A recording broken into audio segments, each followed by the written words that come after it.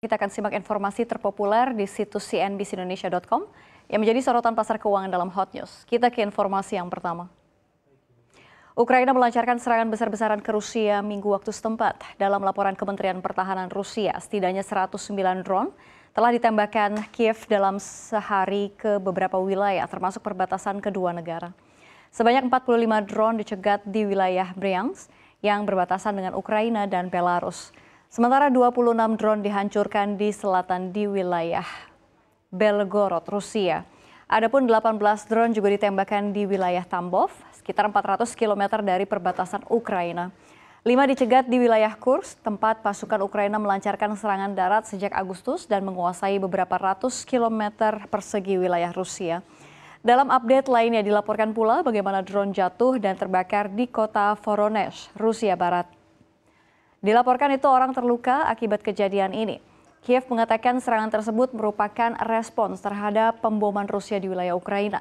Rusia dan Ukraina berperang sejak 2022 di mana Moskow kerap melancarkan serangan ke infrastruktur energi Kiev. Sementara itu Presiden Rusia Vladimir Putin memperbarui peringatannya ke Pakta Pertahanan Atlantik Utara atau NATO. Moskow pun sedang merumuskan cara untuk merespons jika negara-negara barat menyetujui serangan Ukraina ke wilayah Rusia dengan menggunakan senjata jarak jauh yang disumbangkan negara-negara anggotanya.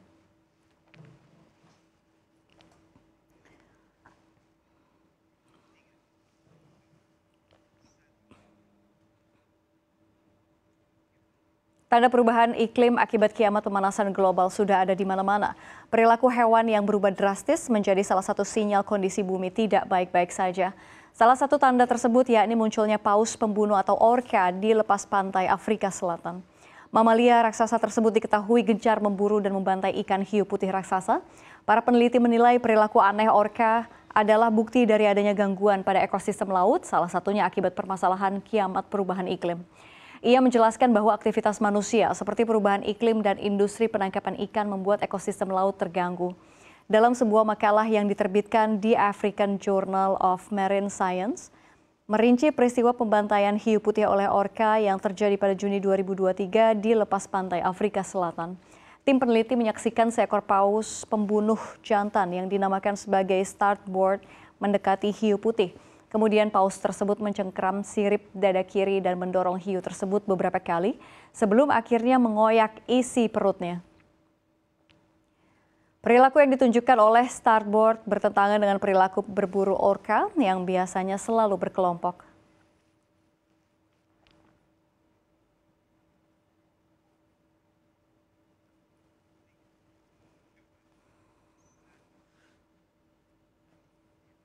Indeks harga saham gabungan ambles hingga lebih dari 1% pada perdagangan sesi 1 Senin 28 Oktober di tengah banyaknya sentimen pasar yang cukup beragam pada pekan ini. IHSG terbebani oleh kabar dari memanasnya konflik di Timur Tengah setelah Israel menyerang ibu kota Iran, Teheran, pada Sabtu pagi lalu. Israel melancarkan serangan udara terhadap Iran, terutama ke ibu kota Teheran. Serangan tersebut memicu kekhawatiran masyarakat global akan terjadi perang yang lebih luas di Timur Tengah karena serangan Israel terhadap Hamas di Gaza telah memasuki tahun kedua. Di sisi lain, Israel juga tengah berperang melawan Hizbullah di Lebanon Selatan. Bukan tidak mungkin para pelaku pasar akan melakukan aksi profit taking terlebih dahulu hingga berujung keep cash atau mungkin menempatkan dananya ke instrumen investasi yang memiliki tingkat keamanan yang lebih tinggi dari sebelumnya. Adapun sentimen lain dari dalam negeri, Bursa Efek Indonesia akan melakukan evaluasi major and minor atau rebalancing untuk 8 indeks, diantaranya IDX30 hingga LQ45. Adapun rebalancing ini akan berlaku untuk periode 1 November 2024 hingga 31 Januari 2025. Pada dua indeks yang juga dikenal sebagai indeks blue chips yakni IDX30 dan LQ45 terjadi evaluasi yang cukup fantastis.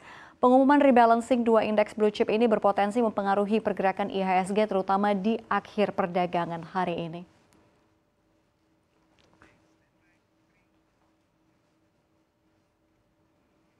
Beberapa ekonom mewanti-wanti Presiden Prabowo Subianto tentang adanya risiko yang bisa mempengaruhi ekonomi Indonesia dengan bergabung bersama kelompok Brazil, Rusia, India, China, dan South Africa atau BRICS.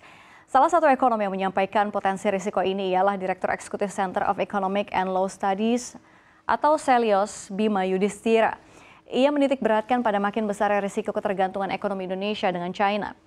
Sebab saat ini saja impor Indonesia dari China sudah melonjak 112,6% dalam 9 tahun terakhir dari 29,2 miliar dolar Amerika Serikat pada 2015 menjadi 62,1 miliar dolar Amerika Serikat pada 2023. Sementara investasi dari China melonjak 11 kali di periode yang sama. Indonesia juga tercatat sebagai penerima pinjaman Belt and Road Initiative terbesar dibanding negara lainnya pada 2023. Sementara itu, Direktur Eksekutif Center for Strategic and International Studies, Yose Rizal Damhuri, juga menilai Indonesia tak perlu masuk menjadi anggota BRICS karena sudah menjadi anggota G20 yang secara skala ekonomi lebih besar dari BRICS. Menurut dia, kondisi ekonomi Indonesia itu berbeda dengan negara ASEAN lainnya yang masuk dalam sebagai mitra BRICS, seperti Vietnam, Thailand, dan Malaysia. Yose mengatakan ketiga negara tetangga itu bukan anggota G20, sehingga perlu mencari corong saluran diplomasi di tingkat global.